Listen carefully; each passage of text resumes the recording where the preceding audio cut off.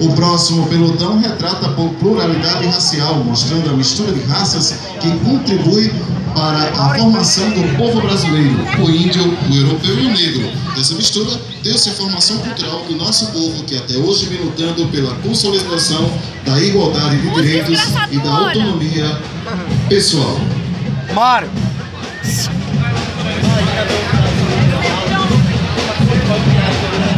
Estamos recebendo aqui próximo ao palco principal a fanfarra Mampros, fundada em abril de 2007.